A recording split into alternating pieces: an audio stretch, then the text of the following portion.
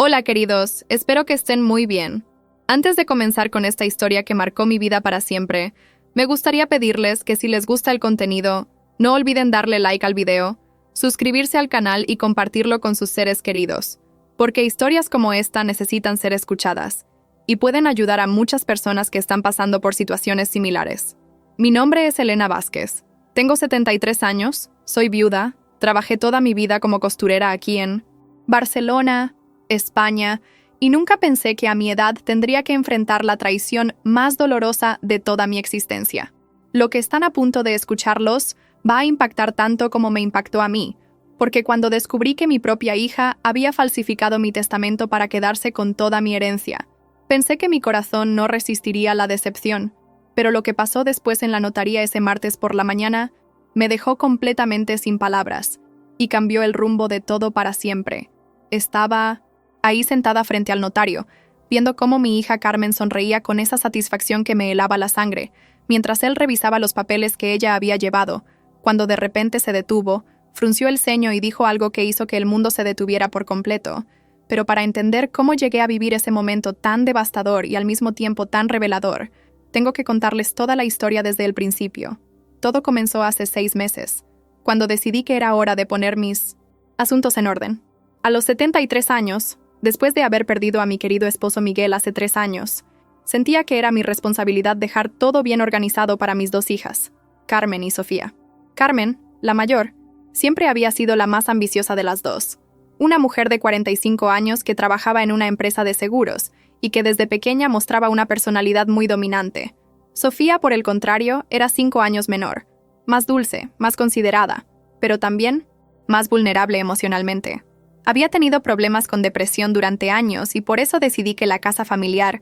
que valía aproximadamente 300.000 euros, quedaría dividida equitativamente entre las dos, pero con una pequeña diferencia. Le daría un poco más a Sofía porque sentía que la necesitaba más que Carmen. Durante semanas estuve pensando en cómo organizar todo esto de la mejor manera, consultando con diferentes abogados y notarios, porque quería asegurarme de que ninguna de mis hijas tuviera problemas legales después de mi muerte. Recuerdo perfectamente el día que fui a la notaría por primera vez. Era un miércoles lluvioso de octubre, y el notario, don Ricardo Mendoza, un hombre mayor muy respetable que llevaba más de 30 años en el negocio, me explicó detalladamente todo el proceso. Me dijo que era muy importante que tanto el testamento original como las copias estuvieran debidamente registradas y guardadas en diferentes lugares para evitar cualquier problema futuro. Fue entonces cuando noté algo extraño en el comportamiento de Carmen, porque cuando le mencioné casualmente que estaba organizando mis papeles, su actitud cambió por completo. Se volvió excesivamente interesada en cada detalle, haciendo preguntas que me parecieron muy específicas para alguien que supuestamente solo quería ayudarme. Me preguntaba constantemente dónde guardaba los documentos, cuándo tenía citas con el notario, qué abogado estaba consultando, y aunque al principio pensé que era normal que una hija se preocupara por estos temas, había algo en sus ojos, una intensidad que me ponía nerviosa, pero yo no podía imaginar hasta dónde era capaz de llegar. Las semanas siguientes fueron muy extrañas. Carmen comenzó a visitarme con mucha más frecuencia de lo habitual, siempre con la excusa de ayudarme con las tareas de la casa o de acompañarme a hacer compras. Pero yo notaba que cada vez que llegaba, su mirada iba directamente hacia mi escritorio, donde solía guardar todos mis documentos importantes. Un día, mientras preparaba café en la cocina, la escuché moviendo papeles en el salón, y cuando regresé, me dijo que había estado ordenando un poco, pero yo conocía perfectamente el orden de mis cosas y sabía que había estado revisando mis documentos.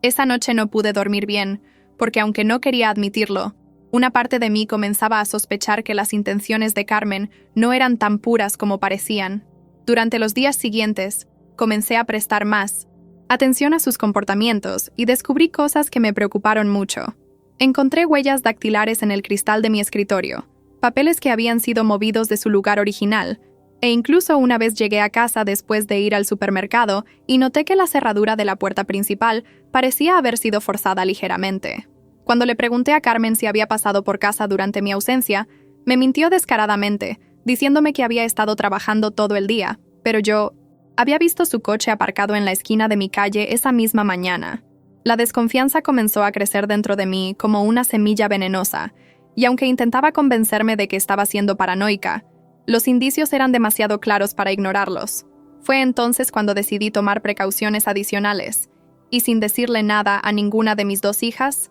contacté nuevamente con don Ricardo para pedirle que guardara copias extra del testamento en diferentes lugares, porque algo me decía que iba a necesitarlas. El notario me tranquilizó, diciéndome que era muy común que las personas mayores tuvieran estas preocupaciones, y que él siempre mantenía copias de seguridad en su archivo personal, completamente separadas de los archivos oficiales, como una medida de protección adicional para sus clientes. Yo no hacía idea de lo importante que sería esa decisión en los meses siguientes. El comportamiento de Carmen se volvió cada vez más sospechoso con el paso de los días. Comenzó a hacer comentarios extraños sobre el futuro, diciendo cosas como que esperaba que cuando yo ya no estuviera, las cosas se resolvieran rápidamente y sin complicaciones para nadie. También empezó a mostrar un interés inusual por la situación financiera de Sofía, preguntándome constantemente si yo sabía cuánto dinero tenía ahorrado su hermana, si tenía deudas, si había tenido problemas económicos recientemente. Estas preguntas me parecían muy raras, porque Carmen nunca había mostrado tanto interés por la vida personal de su hermana. De hecho, las 2 habían tenido una relación bastante distante durante años, con encuentros muy esporádicos y conversaciones superficiales. Pero ahora de repente Carmen quería saber todo sobre Sofía, y cuando yo le preguntaba por qué tanta curiosidad, me respondía de manera evasiva, diciendo que solo quería estar informada para poder ayudar si fuera necesario. Una tarde, mientras estaba regando las plantas del jardín, escuché a Carmen hablando por teléfono en Mimo Sersian, voz muy baja desde el salón, y aunque no pude entender todas las palabras, capté frases como «cuando la vieja ya no esté», y todo va a ser mucho más fácil de lo que pensamos. Esas palabras me atravesaron el corazón como dagas heladas, porque era la primera vez que escuchaba a mi propia hija referirse a mí de esa manera tan despectiva y calculadora. Esa noche lloré en silencio en mi habitación, sintiendo cómo la imagen que tenía de mi hija mayor se desmoronaba pedazo a pedazo, pero aún así, una parte de mí se resistía a creer que pudiera ser capaz de algo realmente malvado. Qué ingenua fui al pensar que las cosas no podían empeorar más. Durante las siguientes semanas, Carmen intensificó sus visitas, y su comportamiento se volvió aún más extraño. Incluso comenzó a traerme documentos para que los firmara, diciéndome que eran papeles relacionados con trámites bancarios o de seguros que me ayudarían a tener todo más organizado. Pero cuando yo le pedía que me explicara detalladamente de qué se trataba cada documento, se ponía nerviosa y me decía que no me preocupara por esos detalles técnicos, que solo confiara en ella porque lo estaba haciendo todo por mi bien. Jamás pensé que vería el día en que tendría que desconfiar de los papeles que mi propia hija me ponía delante para firmar. Los meses de noviembre y diciembre pasaron en una extraña tensión constante. Carmen había conseguido que yo firmara varios documentos que ella decía que eran rutinarios, pero cada vez que le preguntaba si podía quedarme con copias,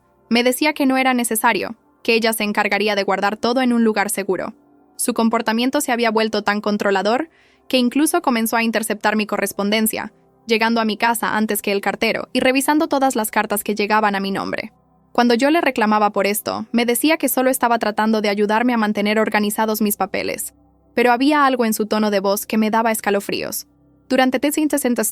las fiestas navideñas, tanto Carmen como Sofía vinieron a cenar a mi casa, y fue entonces cuando noté algo que me alarmó profundamente. Carmen se comportaba de manera extrañamente triunfal, como si supiera algo que los demás no sabíamos. Sonreía de una forma que me resultaba perturbadora y hacía comentarios crípticos sobre cómo el próximo año iba a ser muy diferente para toda la familia. Sofía, por su parte, parecía más triste y ansiosa de lo habitual, y cuando le pregunté si todo estaba bien, me confesó que Carmen había estado llamándola con mucha frecuencia, haciéndole preguntas extrañas sobre mi salud, sobre mis rutinas diarias, sobre si yo había mencionado algo relacionado con testamentos o herencias. Esa confesión de Sofía me confirmó que mis sospechas no eran paranoias infundadas, sino que Carmen realmente estaba tramando algo, pero aún no tenía idea de la magnitud de su plan. La noche de Año Nuevo, mientras brindábamos por el futuro, Carmen levantó su copa y dijo con una sonrisa que me helaba la sangre: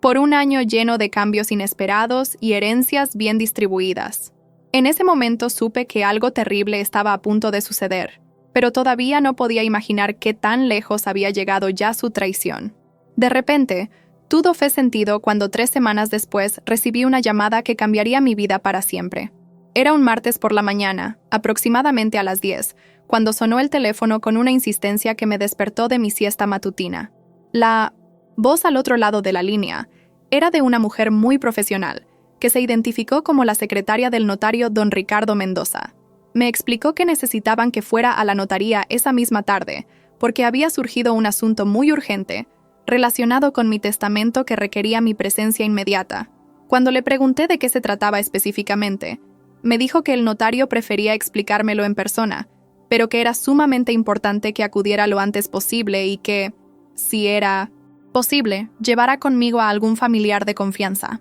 Inmediatamente llamé a Sofía para contarle sobre esta citación inesperada, pero cuando intenté comunicarme con Carmen, su teléfono estaba apagado, cosa que me pareció muy extraña porque ella siempre mantenía su móvil encendido por motivos de trabajo. Sofía accedió a acompañarme a la notaría, y durante el trayecto en taxi ambas especulamos sobre qué podría ser tan urgente como para requerir una cita inmediata. Cuando llegamos a la oficina de don Ricardo, su secretaria nos hizo pasar directamente a su despacho, donde él nos recibió con una expresión muy seria que inmediatamente me puso en alerta. Nos pidió que nos sentáramos y comenzó a explicarnos que esa misma mañana había recibido una visita muy perturbadora de mi hija Carmen, quien había llegado acompañada de un hombre que se presentó como abogado y que había traído lo que supuestamente era mi testamento oficial para iniciar los trámites de sucesión. Don Ricardo nos explicó que Carmen había argumentado que yo había fallecido durante la madrugada en mi casa debido a un paro cardíaco, y que ella, como hija mayor y única heredera según el documento que presentaba, necesitaba comenzar inmediatamente los procedimientos legales correspondientes. La impresión inicial del notario había sido de sorpresa, porque él no había recibido ninguna notificación oficial de mi muerte, pero Carmen había insistido en que los trámites en el hospital aún estaban pendientes y que por eso no habían enviado aún la documentación oficial. Era imposible imaginar que mi propia hija fuera capaz de declarar mi muerte ante un notario estando yo perfectamente viva. El notario continuó explicándonos cómo habíase desarrollado esa reunión tan siniestra. Carmen había presentado un documento que a primera vista parecía ser mi testamento legítimo, con mi firma y con todas las formalidades aparentemente correctas, pero que tenía un contenido completamente diferente al testamento real que yo había firmado meses atrás. En esta versión falsificada, yo supuestamente había decidido dejar toda mi herencia exclusivamente a Carmen, excluyendo completamente a Sofía de cualquier beneficio,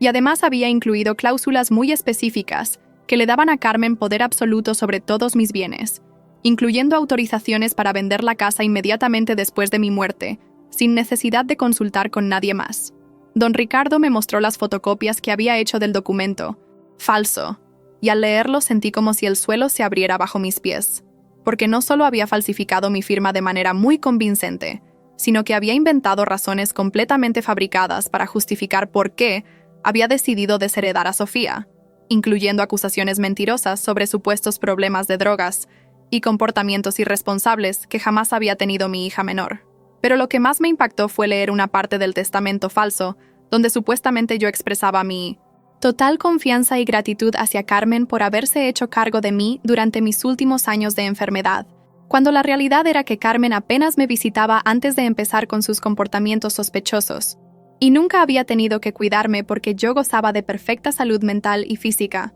Sofía comenzó a llorar mientras leía el documento, no solo por haber sido excluida de la herencia, sino por las mentiras crueles que Carmen había inventado sobre ella para justificar su exclusión. Fue entonces cuando don Ricardo nos reveló algo que cambió completamente el rumbo de toda esta pesadilla. Pero antes de eso, necesito contarles cómo reaccioné cuando me di cuenta de la magnitud de la traición de mi hija mayor. En aquel momento todo mudó cuando el notario abrió su caja fuerte personal. Durante varios minutos, Sofía y yo permanecimos en silencio absoluto, tratando de procesar la enormidad de lo que acabábamos de descubrir. Mi hija mayor, la niña que había criado con tanto amor y sacrificio, había estado planeando durante meses no solo robarme mi herencia, sino también destruir la reputación de su hermana menor, y además había tenido la frialdad calculadora de declararme muerta ante un notario para acelerar el proceso de apropiación de mis bienes. Las lágrimas corrían por mis mejillas sin control, porque nunca había imaginado que alguien de mi propia sangre pudiera ser capaz de tanta maldad y traición. Pero don Ricardo, que nos había estado observando con comprensión y paciencia mientras asimilábamos la información, se acercó a su caja fuerte personal, esa que mantenía completamente separada de los archivos oficiales de la notaría, y extrajo una carpeta que reconocí inmediatamente. Era la carpeta donde él había guardado las copias de seguridad de mi testamento real, esas que había decidido mantener como protección adicional meses atrás, cuando mis sospechas sobre Carmen comenzaron a manifestarse. Con una sonrisa que mezclaba satisfacción profesional y justicia personal, don Ricardo abrió la carpeta y nos mostró el testamento auténtico, ese que yo había firmado de mi puño y letra ante 3 testigos, donde claramente establecía que mis bienes serían divididos equitativamente entre mis 2 hijas, con una pequeña ventaja para Sofía debido a sus circunstancias emocionales más vulnerables. El contraste entre los 2 documentos era devastador para los planes de Carmen, porque no solo demostraba que había falsificado mi firma y fabricado un testamento completamente falso, sino que además había cometido el delito de declarar falsamente mi muerte ante una autoridad legal. Don Ricardo nos explicó que cuando Carmen había llegado esa mañana con su abogado cómplice, él había fingido revisar el documento falso mientras secretamente comparaba cada detalle con la copia auténtica que tenía en su poder, y las discrepancias eran tan evidentes que no había tenido ninguna duda de que se trataba de una falsificación elaborada. El notario había decidido no confrontar a Carmen en ese momento para evitar que sospechara que él tenía el testamento real, y en lugar de eso le había dicho que necesitaba verificar algunos detalles técnicos antes de proceder, citándola para regresar esa misma tarde con más documentación. Era entonces que él había decidido contactarme inmediatamente para informarme sobre lo que estaba sucediendo y preparar la confrontación que tendría lugar en pocas horas. Jamás pensé que vería el día en que tendría que enfrentar a mi propia hija por intentar robarme y mentir sobre mi muerte.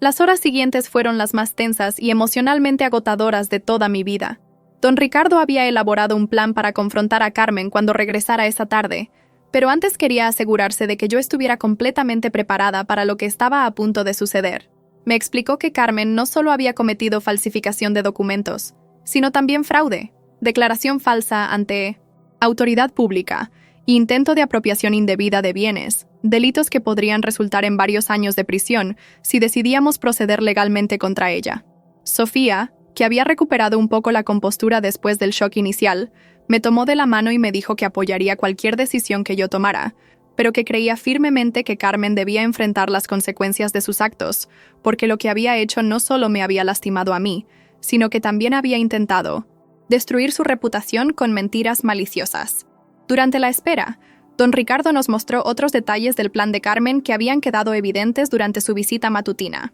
Aparentemente, había investigado meticulosamente los procedimientos legales de sucesión, había consultado con varios abogados sobre cómo acelerar los trámites de herencia, e incluso había contactado con una agencia inmobiliaria para obtener una evaluación actualizada del valor de mi casa. Todo esto mientras yo estaba perfectamente viva y sin tener la menor sospecha de que ella estaba planeando mi muerte legal. El abogado que la había acompañado esa mañana también estaba implicado en el fraude, porque según don Ricardo, había presentado documentación falsa que supuestamente confirmaba mi defunción y había mostrado conocimiento detallado del contenido del testamento falsificado, lo que indicaba que había participado activamente en la elaboración del plan. Aproximadamente a las 4 de la tarde, la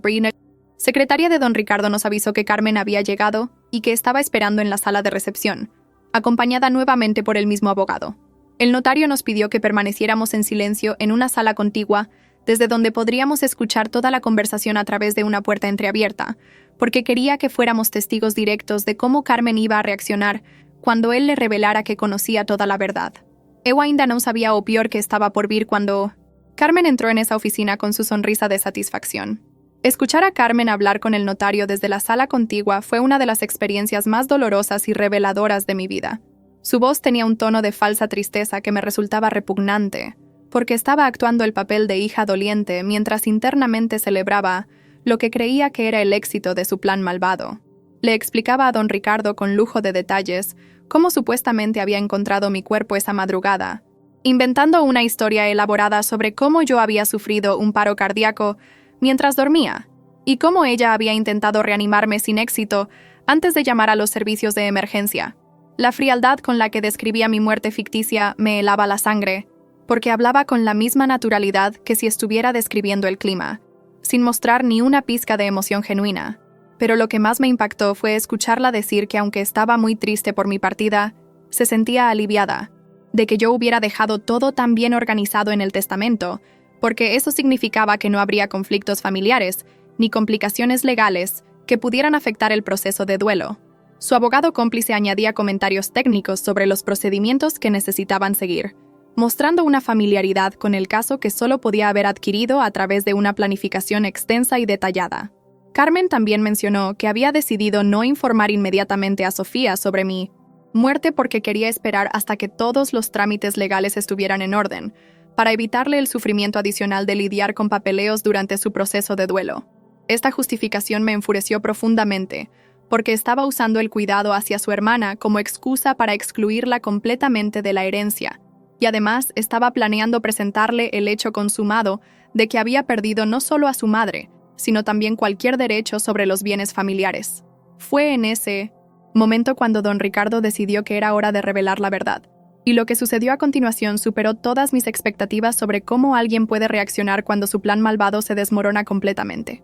El notario le dijo a Carmen con una voz muy seria que había detectado algunas irregularidades en el testamento que había presentado y que necesitaba hacerle algunas preguntas adicionales antes de proceder con los trámites. Carmen respondió con una seguridad que me asombró, insistiendo en que todo estaba perfecto en orden y que no entendía qué tipo de irregularidades podría haber, porque ella personalmente había visto cómo yo firmaba el documento y había estado presente durante todo el proceso. Era imposible imaginar que ainda mantuviera esa actuación después de haber sido descubierta. La confrontación final llegó cuando don Ricardo le preguntó directamente a Carmen si estaba completamente segura de que el testamento que había presentado era auténtico y si estaba dispuesta a confirmar bajo juramento que yo había fallecido esa madrugada. Carmen respondió con una firmeza que me dejó sin palabras, jurando solemnemente que todo lo que había dicho era completamente verdad y que estaba dispuesta a asumir toda la responsabilidad legal por sus declaraciones. Fue entonces cuando don Ricardo abrió la carpeta que contenía mi testamento real y le dijo: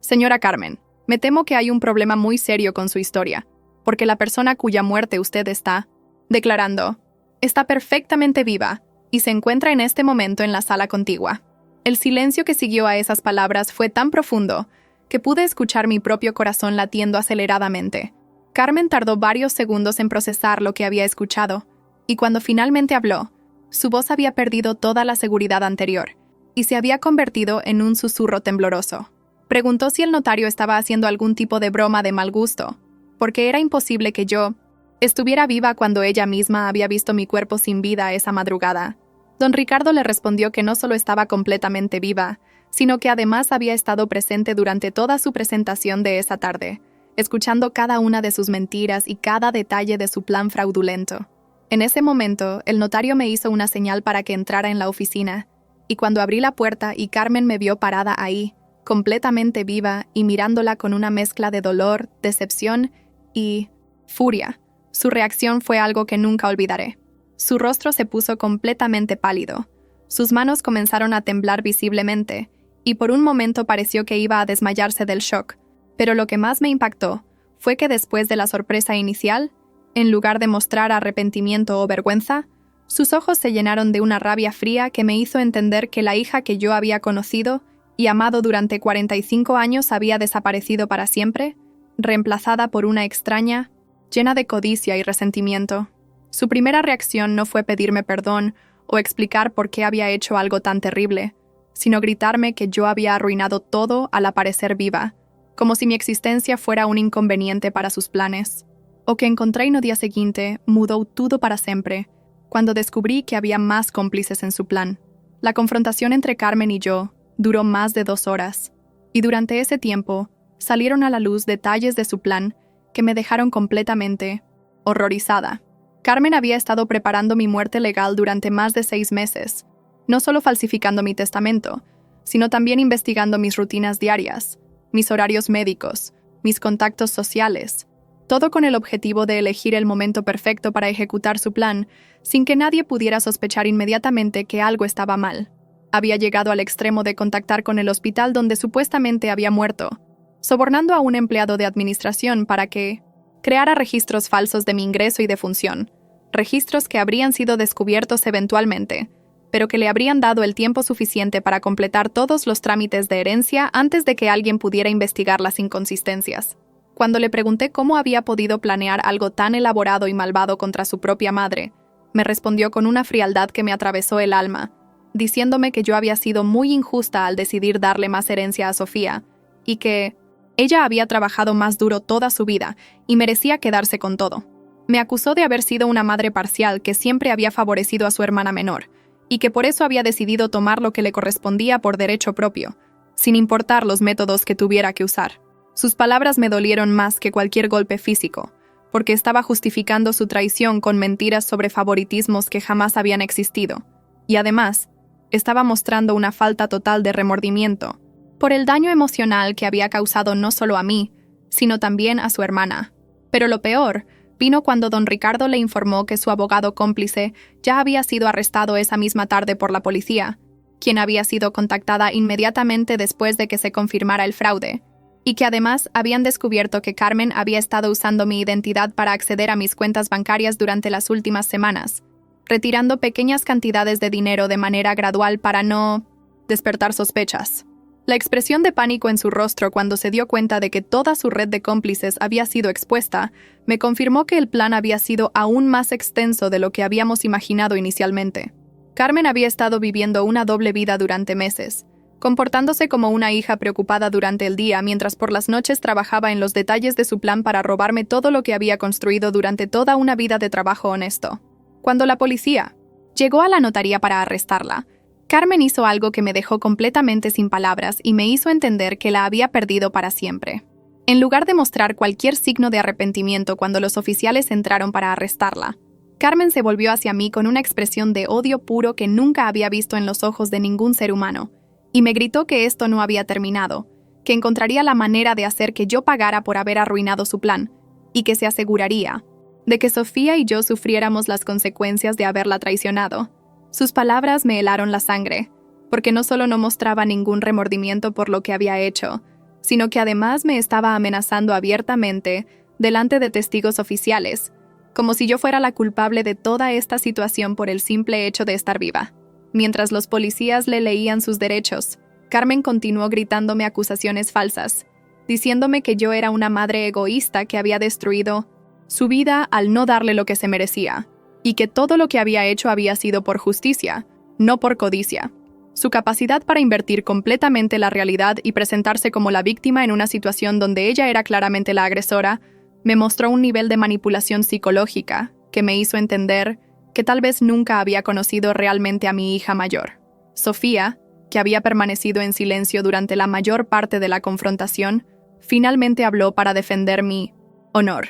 diciéndole a Carmen que era una vergüenza para la familia y que jamás podría perdonarle el daño que había causado no solo a mí, sino también a la memoria de su padre, quien había trabajado tan duro para construir el patrimonio que ella había intentado robar. La respuesta de Carmen fue aún más cruel, porque le dijo a Sofía que ella nunca había merecido ninguna herencia debido a sus problemas emocionales, y que si el plan hubiera salido bien, le habría hecho un favor al demostrarle que no podía depender de nadie más que de sí misma. Esas palabras finalmente rompieron la compostura de Sofía, quien comenzó a llorar no por la pérdida de la herencia, sino por la pérdida de la hermana que pensaba que tenía. Cuando finalmente se llevaron a Carmen esposada, lo último que me gritó fue que esto era solo el comienzo y que desde la cárcel encontraría la manera de hacer que yo pagara por haberla traicionado. Esa amenaza resonó en mi mente durante semanas, porque sabía que Carmen era lo suficientemente inteligente y maliciosa como para cumplir sus promesas de venganza.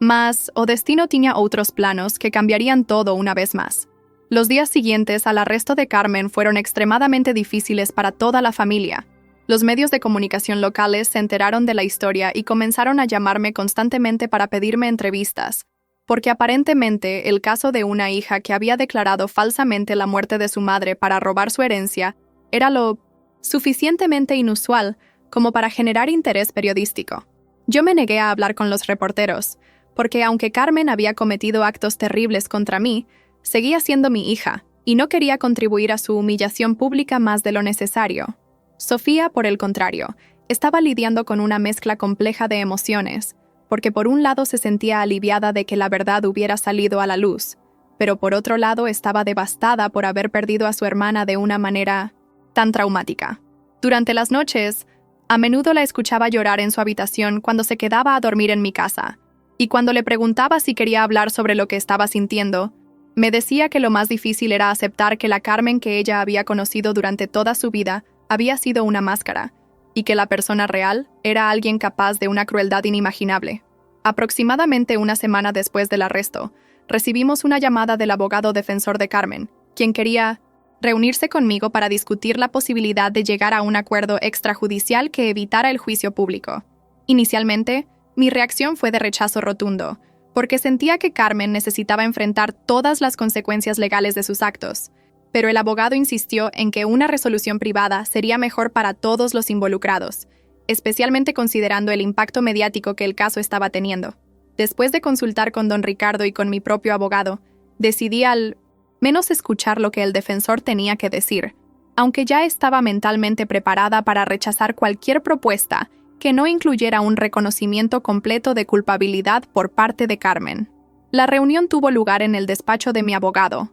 y lo que el defensor de Carmen me propuso me dejó completamente sorprendida, porque no se trataba solo de evitar el juicio, sino de algo mucho más complejo y revelador sobre la personalidad de mi hija. Según él, Carmen había estado sufriendo de problemas psicológicos serios durante años, específicamente un trastorno de personalidad narcisista que la había llevado a desarrollar fantasías de grandeza y una incapacidad total para empatizar con otras personas, incluyendo a su propia familia. 3 días después, o telefone tocó como una noticia que mudaría todo nuevamente. La llamada vino del director de la prisión donde Carmen estaba detenida, y su tono era tan serio que inmediatamente supe que algo grave había sucedido. Me informó que Carmen había sido encontrada esa mañana en su celda en un estado de agitación extrema, hablando incoherentemente sobre planes para escapar y vengarse de mí, y que había tenido que ser trasladada al ala psiquiátrica de la prisión para evaluación mental urgente. Según el director, durante los días anteriores Carmen había estado comportándose de manera cada vez más errática, escribiendo cartas obsesivas dirigidas a mí que contenían amenazas detalladas y planes elaborados para destruir mi vida, incluso desde la cárcel. Estas cartas habían sido interceptadas por el personal de seguridad antes de ser enviadas, pero su contenido era tan perturbador que habían decidido contactarme para informarme sobre la situación y recomendarme que tomara precauciones adicionales de seguridad. Cuando me leyeron algunos fragmentos de las cartas, sentí como si mi sangre se congelara, porque Carmen había escrito con lujo de detalles cómo planeaba contratar a personas para que me acosaran, cómo iba a arruinar mi reputación difundiendo mentiras sobre mí en el vecindario, y cómo se aseguraría de que Sofía también sufriera las consecuencias de haberla traicionado. Pero lo más perturbador era que en las cartas también hablaba de mí como si ya estuviera muerta, refiriéndose a eventos futuros como si mi muerte fuera inevitable, y solo fuera cuestión de tiempo antes de que ella pudiera reclamar lo que consideraba suyo por derecho.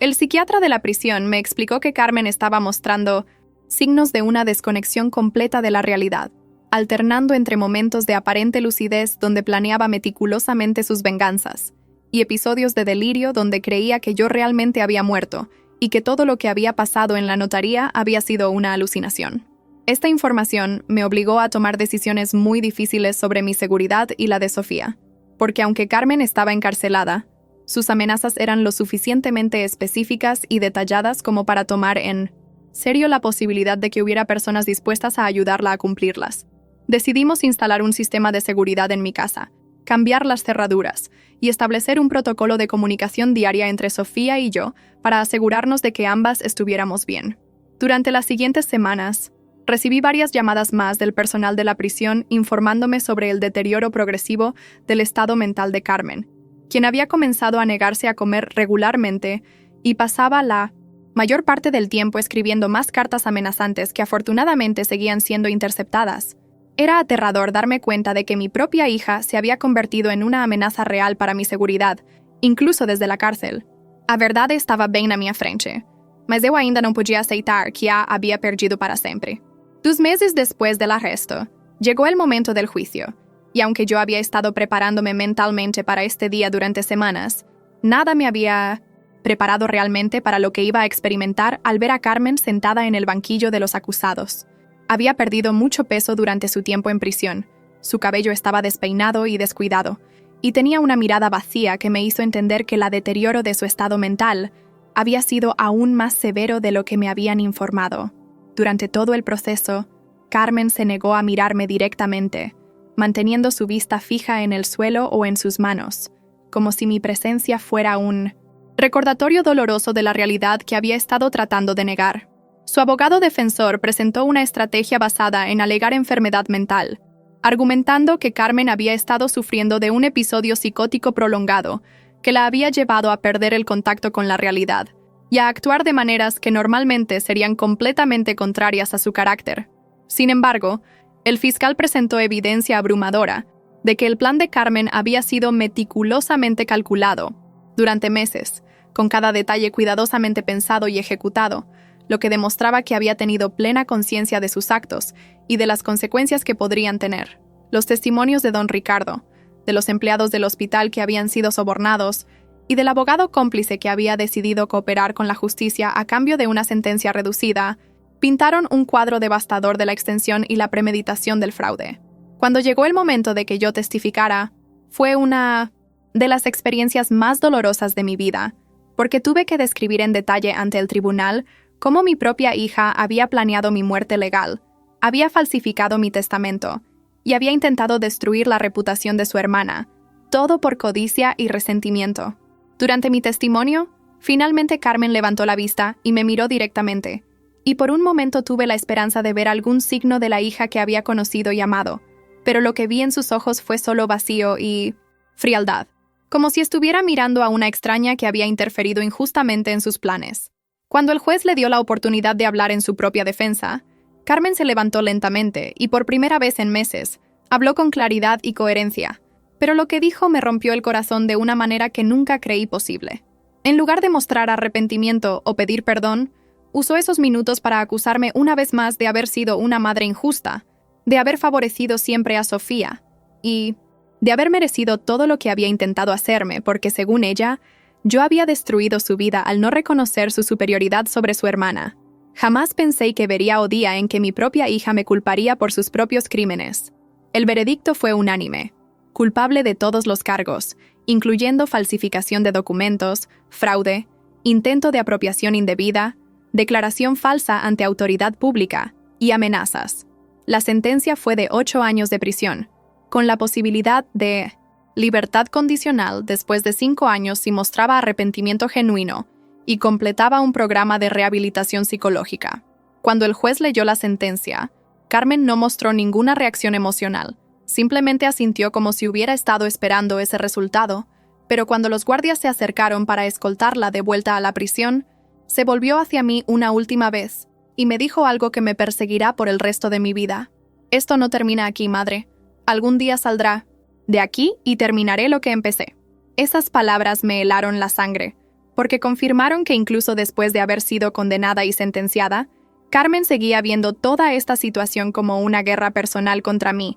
en lugar de reconocer que había sido ella quien había iniciado todo el conflicto con sus acciones criminales. Sofía, que había estado presente durante todo el juicio apoyándome emocionalmente, finalmente rompió a llorar cuando escuchó esa amenaza final, porque se dio cuenta de que Carmen realmente se había convertido en una extraña peligrosa que ya no tenía ninguna conexión emocional con la familia que había conocido. Los meses siguientes fueron un periodo de recuperación gradual para ambas, tratando de reconstruir nuestras vidas después de la devastación emocional que Carmen había causado. Decidimos vender la casa familiar, porque estaba llena de recuerdos dolorosos, y además queríamos asegurarnos de que Carmen no tuviera ninguna referencia geográfica fija que pudiera usar para encontrarnos cuando fuera liberada eventualmente. Con el dinero de la venta, Sofía y yo compramos una casa más pequeña en un barrio diferente, donde podríamos empezar de nuevo sin la sombra constante de la traición de Carmen. Durante este tiempo, también decidimos cambiar nuestros números de teléfono y establecer nuevas rutinas diarias que fueran menos predecibles, como medidas de precaución adicionales contra cualquier posible venganza futura. Pero a pesar de todas estas precauciones, yo sabía que la amenaza de Carmen seguiría siendo una realidad constante en nuestras vidas, porque había demostrado una capacidad de planificación y una determinación que me hacían temer que su promesa de venganza no fuera solo una amenaza vacía. De repente, Tudo fez sentido quando 3 anos depois recebi uma ligação que mudou nossa perspectiva sobre tudo o que havia acontecido. 3 anos depois da sentença de Carmen, quando Sofía y yo finalmente habíamos comenzado a encontrar algo de paz en nuestras nuevas vidas, recibí una llamada que cambiaría completamente nuestra comprensión de toda la situación. La voz al otro lado de la línea era de una mujer mayor que se identificó como Teresa, la madre de Miguel, mi difunto esposo, a quien no había visto ni hablado desde el funeral 3 años atrás. Su voz sonaba temblorosa y nerviosa, y me explicó que había estado lidiando con un conflicto interno durante mucho tiempo sobre si debía contarme algo que había descubierto sobre Carmen, pero que finalmente había decidido que tenía derecho a conocer la verdad completa. Me pidió que nos reuniéramos en persona porque lo que tenía que decirme era demasiado importante y delicado para discutirlo por teléfono. Y aunque inicialmente dudé porque había estado tratando de alejarme de todo lo relacionado con esa época dolorosa, algo en su tono me convenció de que era importante escuchar lo que tenía que decir. Nos encontramos en una cafetería discreta en el centro de la ciudad, y cuando Teresa comenzó a hablar, me di cuenta de que toda la historia que había creído conocer sobre Carmen era solo la punta del iceberg. Teresa me explicó que durante los meses anteriores a la muerte de Miguel, Carmen había estado visitándola regularmente, algo que yo no sabía porque nunca me había mencionado estas visitas. Durante estas conversaciones, Carmen había estado haciendo preguntas muy específicas sobre el testamento de Miguel, sobre cómo él había distribuido sus bienes, sobre si había dejado instrucciones especiales para el manejo de la herencia,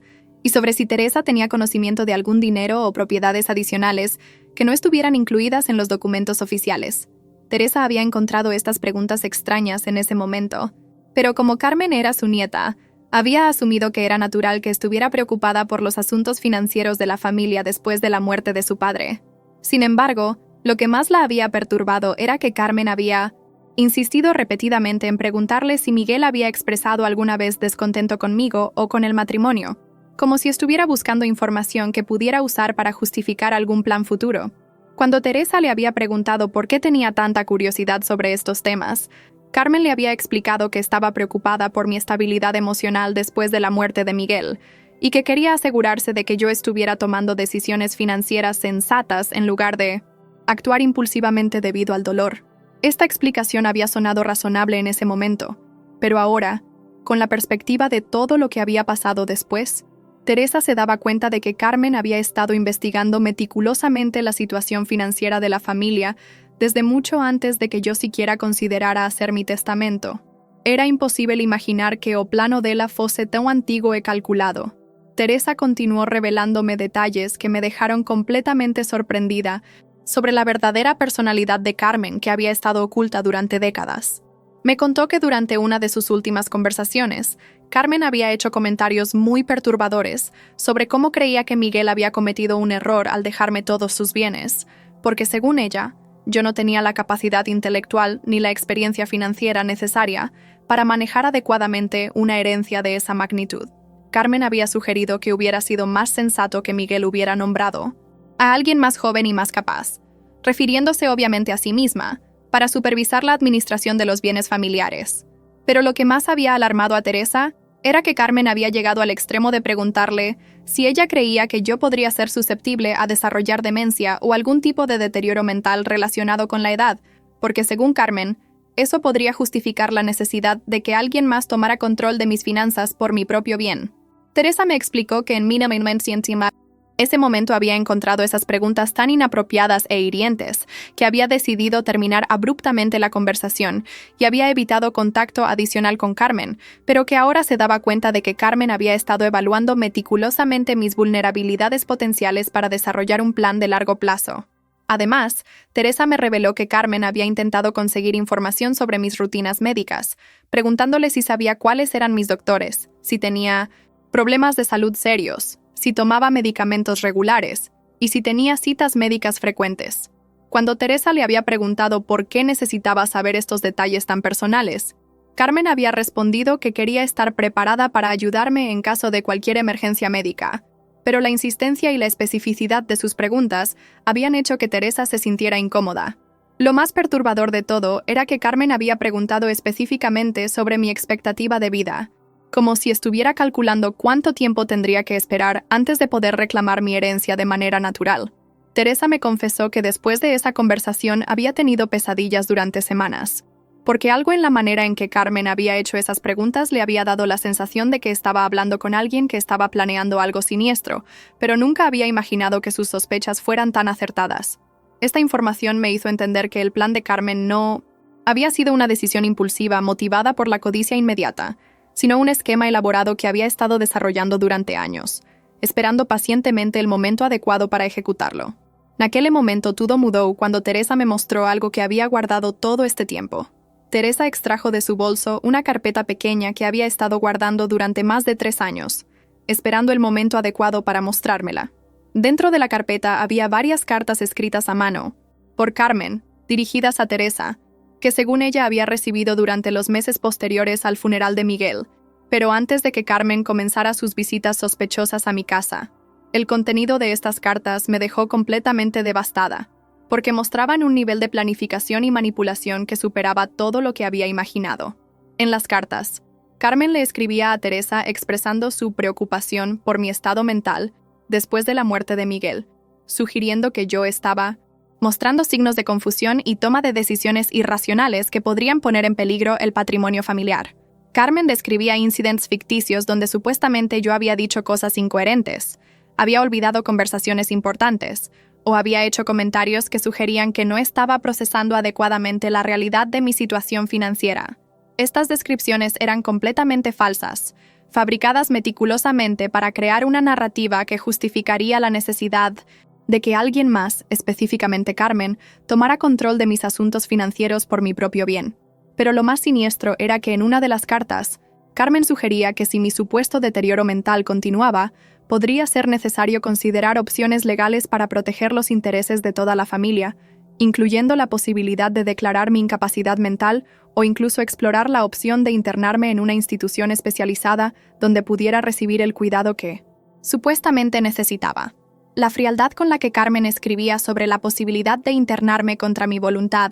me hizo entender que había estado considerando múltiples estrategias diferentes para apoderarse de mi herencia, y que la falsificación del testamento había sido solo una de varias opciones que había estado evaluando. Teresa me explicó que había guardado estas cartas porque algo en su contenido la había hecho sentir profundamente incómoda, pero que no había sabido cómo reaccionar, porque Carmen era su nieta y había esperado estar equivocada sobre sus sospechas. Ahora, con la perspectiva de todo lo que había sucedido, Teresa se sentía culpable por no haber advertido sobre el comportamiento de Carmen antes de que pudiera ejecutar su plan. Pero yo le aseguré que no tenía nada de qué culparse, porque Carmen había sido extremadamente hábil en ocultar sus verdaderas intenciones hasta el momento final. La información contenida en estas cartas cambió completamente mi comprensión de la situación, porque me hizo darme cuenta de que Carmen había estado manipulando la percepción de múltiples personas sobre mi estado mental y mi capacidad para manejar mis propios asuntos, creando una red de justificaciones que podrían haber respaldado cualquiera de sus planes alternativos.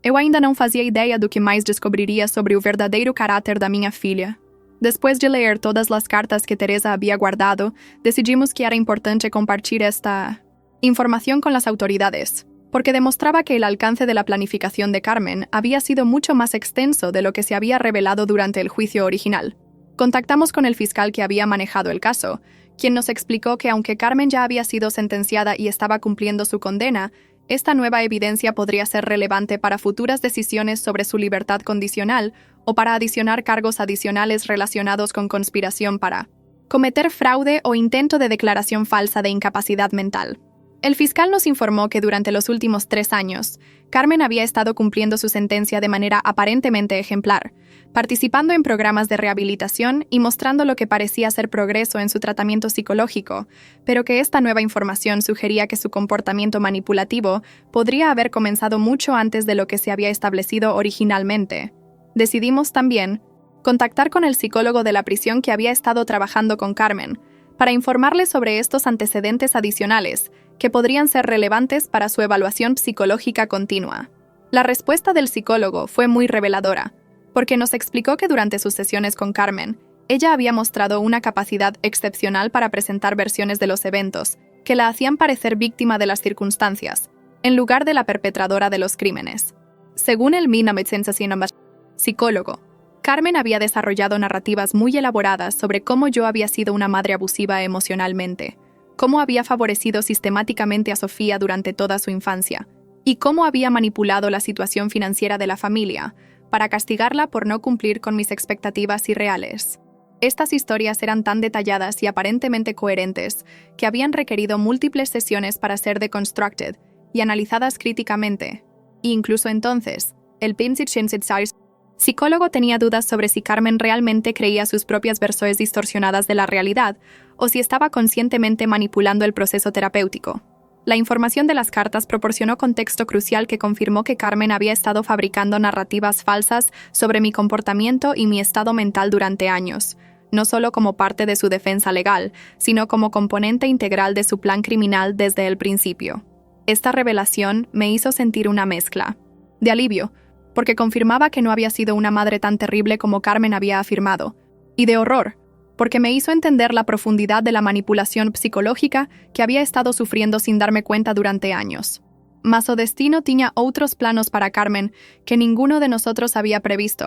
6 meses después de nuestra reunión con Teresa y de haber compartido la nueva evidencia con las autoridades, recibimos una llamada que cambiaría el rumbo final de toda esta historia de una manera que nunca podríamos haber imaginado. La llamada vino del director de la prisión, pero esta vez su tono era completamente diferente al de las llamadas anteriores sobre el comportamiento errático de Carmen. Nos informó que Carmen había sufrido un colapso mental severo durante la semana anterior y que había sido trasladada a una institución psiquiátrica especializada para tratamiento intensivo, después de haber tenido lo que los médicos describían como una ruptura psicótica completa con la realidad. Según el director, Carmen había comenzado a mostrar comportamientos cada vez más extraños durante las últimas semanas, incluyendo conversaciones con personas imaginarias, episodios de llanto incontrolable seguidos de risas maníacas y periodos prolongados donde se negaba a salir de su celda porque creía que había personas invisibles esperando para atacarla. Pero lo más perturbador era que había comenzado a escribir cartas dirigidas a personas que habían muerto hace años, incluyendo a su padre Miguel, donde le pedía perdón por haber fallado en proteger a la familia, y donde expresaba confusión sobre por qué yo seguía viva cuando ella estaba segura de que había muerto años atrás. Los psiquiatras que la habían evaluado después de su colapso determinaron que había desarrollado un trastorno disociativo severo, posiblemente como resultado de la incapacidad de su mente para reconciliar la versión distorsionada de la realidad que había estado construyendo durante años con los hechos reales de lo que había hecho y las consecuencias que había enfrentado. En términos simples, su mente había decidido crear una realidad alternativa, donde ella era la víctima y donde sus acciones habían sido justificadas. Pero cuando esta realidad alternativa se había vuelto insostenible debido a la evidencia abrumadora de su culpabilidad, había sufrido un colapso completo que la había dejado incapaz de distinguir entre la realidad y sus propias fantasías. El director nos explicó que Carmen había sido declarada mentalmente incompetente para continuar cumpliendo su sentencia en una prisión regular, y que sería trasladada indefinidamente a una institución psiquiátrica de máxima seguridad, donde recibiría tratamiento especializado, pero donde también permanecería aislada de la sociedad debido al peligro que podría representar si alguna vez recuperara la lucidez suficiente para planear nuevas venganzas. Esta noticia me produjo sentimientos muy complejos, porque por un lado sentía alivio al saber que Carmen ya no representaría una amenaza directa para Sofía y para mí, pero por otro lado, como madre, no podía evitar sentir una profunda tristeza por la destrucción completa de la persona que había sido mi hija. Era imposible imaginar que esta sería la resolución final de toda la situación. El día que decidí visitar a Carmen en la institución psiquiátrica fue uno de los más difíciles de toda mi vida, pero sentía que necesitaba verla una última vez para poder cerrar completamente este capítulo doloroso de mi existencia. Sofía inicialmente trató de disuadirme, argumentando que no había nada positivo que pudiera salir de esa visita y que solo me causaría más dolor emocional, pero yo le expliqué que después de todo lo que había pasado, necesitaba ver con mis propios ojos cuál era el estado real de Carmen, no solo por curiosidad, sino porque una parte de mí seguía albergando la esperanza de que tal vez, en algún nivel profundo, quedara algo de la hija que había conocido y amado durante tantos años. La institución psiquiátrica era un lugar deprimente, con pasillos largos y blancos que olían a desinfectante y con ventanas cubiertas por barras que recordaban constantemente que estaba en una instalación de máxima seguridad. El psiquiatra jefe me explicó antes de la visita que Carmen tenía días buenos y días malos, y que era imposible predecir cuál sería su estado mental en cualquier momento dado, pero que había accedido a verme después de meses de rechazar todas las visitas de familiares. Cuando finalmente me llevaron a la sala de visitas y vi a Carmen sentada al otro lado de una mesa de metal, apenas pude reconocer a la mujer que había sido mi hija. Había perdido mucho más peso desde la última vez que la había visto en el juicio. Su cabello estaba completamente gris y descuidado, y tenía una mirada perdida que daba la impresión de que estaba viendo cosas que no existían en la habitación. Durante los primeros minutos de la visita, Carmen no pareció reconocerme, mirándome con la confusión de alguien que está tratando de recordar dónde ha visto a una persona antes. Cuando finalmente habló, su voz era tan suave que tuve que inclinarme hacia adelante para escucharla, y lo que me dijo me rompió el corazón de una manera que no había experimentado antes en toda esta situación. Me preguntó si yo era su madre, pero no Elena, sino la madre que había tenido cuando era pequeña, antes de que la madre mala la hubiera reemplazado y hubiera comenzado a tratarla injustamente. Esta pregunta me hizo entender que en la mente fracturada de Carmen, yo me había convertido en dos personas completamente diferentes. La madre amorosa de su infancia, a quien ella recordaba con cariño, y la madre mala que había inventado para justificar sus acciones criminales, y que ahora había asumido toda la responsabilidad por su sufrimiento en su realidad distorsionada. Durante los siguientes 30 minutos, Carmen alternó entre momentos de aparente lucidez donde parecía entender vagamente dónde estaba y por qué, y episodios de completa desconexión donde hablaba con personas que no estaban presentes o preguntaba por eventos que nunca habían ocurrido. O que aconteceu depois me chocou mais do que qualquer coisa que ela tinha feito antes. En uno de sus momentos de aparente lucididad, Carmen me miró directamente a los ojos y me pidió perdón de una manera que parecía completamente genuina y llena de remordimiento real. Me dijo que sabía que había hecho cosas terribles, que había lastimado a personas que la amaban, y que se daba cuenta de que había destruido a su familia por razones que ya no podía entender completamente. Sus lágrimas parecían auténticas, y por un momento sentí como si estuviera hablando con la Carmen que había conocido antes de que la codicia y el resentimiento la transformaran en una extraña malvada. Me explicó que durante las noches en la institución, cuando los medicamentos la ayudaban a pensar con más claridad, a menudo se sentía abrumada por la comprensión de lo que había hecho y por la magnitud del dolor que había causado no solo a mí, sino también a Sofía, a Teresa y a toda la familia extendida que había tenido que lidiar con la vergüenza y el shock de sus acciones. Me pidió que le dijera a Sofía que lamentaba profundamente haber intentado destruir su reputación con mentiras maliciosas y que entendía si nunca podía perdonarla por todo el daño que había causado. Pero lo que más me impactó fue cuando me dijo que lo que más lamentaba no era haber sido atrapada o haber ido a la cárcel, sino haber perdido para siempre la oportunidad de ser la hija que yo merecía tener, porque se daba cuenta de que había desperdiciado décadas de amor y confianza por perseguir algo tan trivial como el dinero. Durante ese momento de claridad, Carmen me agradeció por haber venido a visitarla a pesar de todo lo que había hecho, y me dijo que entendía si esta era la última vez que me veía, porque sabía que había forfeited cualquier derecho a mi amor o mi perdón a través de sus acciones. Sus palabras me conmovieron profundamente, porque después de años de ver solo odio y manipulación en sus ojos, finalmente veía signos de la humanidad que había estado buscando. Sin embargo, mi momento de esperanza fue de corta duración, porque aproximadamente 10 minutos después, Carmen sufrió otro episodio de desconexión, y cuando emergió de él, ya no me reconocía nuevamente, y había vuelto a su estado de confusión y paranoia. El psiquiatra me explicó después de la visita que estos momentos de lucidez eran cada vez menos frecuentes, y que era probable que con el tiempo, Carmen perdiera completamente la capacidad de conectarse con la realidad, permaneciendo para siempre atrapada en el mundo de fantasías y distorsiones que su mente había creado para protegerla del peso de sus propias acciones. Jamás pensé que vería o día en que tenía que despedirme de mi filla de esta forma. Salir de esa institución psiquiátrica fue una de las experiencias más emotivamente complejas de mi vida, porque aunque había obtenido una especie de cierre al escuchar a Carmen pedir perdón durante su momento de lucidez, también me di cuenta de que la hija que había conocido y amado durante 45 años había desaparecido para siempre, reemplazada por una extraña atrapada en un mundo de confusión mental que ella misma había creado. Durante el viaje de regreso a casa, reflexioné sobre todos los eventos que habían llevado a este punto final tan trágico, y me di cuenta de que aunque Carmen había sido responsable de todas sus acciones criminales, también había sido víctima de su propia incapacidad para lidiar con emociones como la envidia, el resentimiento y la inseguridad de una manera saludable. Sin embargo, esta comprensión no disminuía el daño que había causado o la justicia de las consecuencias que había enfrentado, sino que simplemente añadía una capa adicional de tristeza a toda la situación. Cuando llegué a casa, Sofía me estaba esperando con ansiedad para escuchar sobre cómo había ido la visita, y cuando le conté sobre el momento en que Carmen había pedido perdón y había mostrado remordimiento genuino,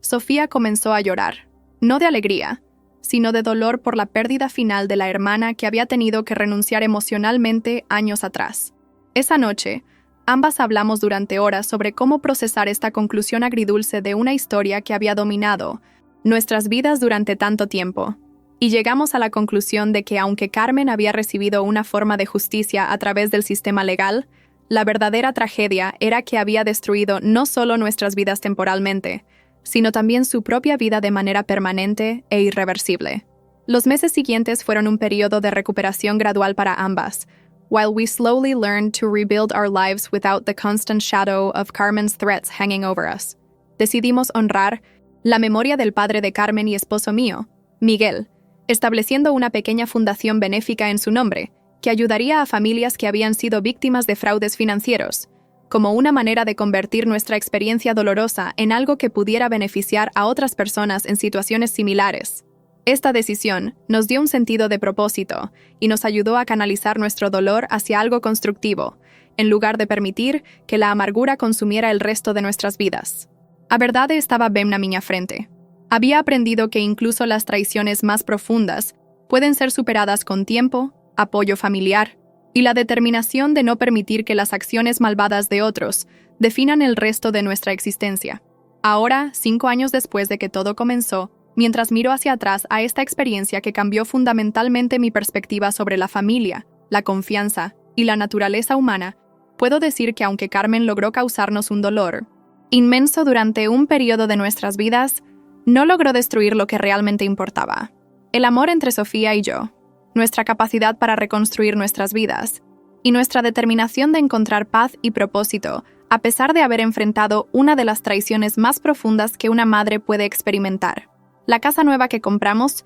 se ha convertido en un refugio lleno de tranquilidad, donde Sofía y yo hemos podido sanear nuestras heridas emocionales y crear nuevos recuerdos positivos que gradualmente han reemplazado los recuerdos dolorosos de esos meses terribles. Sofía ha prosperado en los años siguientes, encontrando trabajo en una organización que ayuda a víctimas de fraudes familiares, work que le ha dado un sentido de propósito y le ha permitido canalizar su experiencia personal hacia ayudar a otros que han pasado por situaciones similares. Yo, por mi parte, he encontrado paz en actividades simples como la jardinería, la lectura y el voluntariado en la fundación que establecimos en memoria de Miguel. Activities que me han ayudado a reconstruir mi confianza en la bondad básica de las personas, después de haber sido tan profundamente traicionada por alguien en quien confiaba completamente. Aunque ocasionalmente recibo actualizaciones sobre el estado de Carmen de los médicos de la institución psiquiátrica, he aprendido a procesar esa información de manera detached, porque he llegado a aceptar que la Carmen que conocí ya no existe, y que la persona que permanece en esa institución es fundamentalmente diferente de la hija que crié y amé durante tantos años. Esta aceptación no significa que haya dejado de importarme completamente su bienestar, sino que he aprendido a separar mi identidad como madre de su destino, como persona que eligió un camino destructivo que finalmente la llevó a su propia ruina. La lección más importante que he aprendido de toda esta experiencia es que el amor incondicional hacia nuestros hijos no significa que debemos tolerar o excusar comportamientos destructivos, y que sometimos la forma más amorosa de responder a las acciones terribles de un ser querido es permitir que enfrenten las consecuencias completas de sus decisiones, incluso cuando esas consecuencias son devastadoras para todos los involucrados. Queridos amigos que han escuchado esta historia hasta el final, quiero agradecerles profundamente por haber permanecido conmigo durante este viaje emocional tan intenso y doloroso. Sé que no ha sido fácil escuchar sobre la traición, la manipulación y la destrucción que puede ocurrir incluso dentro de las familias que creemos conocer mejor, pero espero que mi experiencia pueda servir como advertencia y como fuente de esperanza para cualquiera que pueda estar enfrentando situaciones similares. La advertencia es que debemos permanecer vigilantes ante comportamientos sospechosos, incluso de nuestros seres queridos más cercanos, y que nunca debemos dudar de nuestros instintos cuando algo nos parece extraño o wrong, incluso si esas sospechas involucran a personas que amamos profundamente. La esperanza es que incluso las traiciones más devastadoras pueden ser superadas, que la justicia a veces prevalece aunque tome tiempo, y que es posible reconstruir nuestras vidas y encontrar paz incluso después de haber sido heridos de las maneras más profundas posibles. Si esta historia resuena con ustedes, si conocen a alguien que ha pasado por experiencias similares, o si simplemente creen que otros podrían beneficiarse de escuchar esta advertencia sobre cómo la codicia puede transformar a las personas que amamos en extraños peligrosos, les pido por favor que compartan este video con sus familiares y amigos. También les agradecería enormemente si pudieran darle like a este video y suscribirse al canal, porque su apoyo me ayuda a continuar compartiendo estas historias que, aunque dolorosas, pueden servir para educar y proteger a otros de experiencias similares. En los comentarios, me encantaría escuchar sus pensamientos sobre esta historia, sus propias experiencias con traiciones familiares, si se sienten cómodos compartiéndolas, o cualquier consejo que puedan tener para personas que podrían estar pasando por situaciones similares. Recuerden que aunque las personas que amamos pueden decepcionarnos de maneras inimaginables, siempre tenemos la capacidad de elegir cómo respondemos a esas decepciones, y que podemos elegir la sanación, la reconstrucción y la esperanza, incluso en los momentos más oscuros de nuestras vidas. Gracias nuevamente por escuchar, por su apoyo y por ser parte de esta comunidad donde podemos compartir nuestras experiencias más difíciles y encontrar strength en saber que no estamos solos en nuestros struggles. Que tengan un día lleno de bendiciones y recuerden siempre proteger su corazón mientras mantienen abierta su capacidad para amar y confiar en las personas que verdaderamente lo merecen.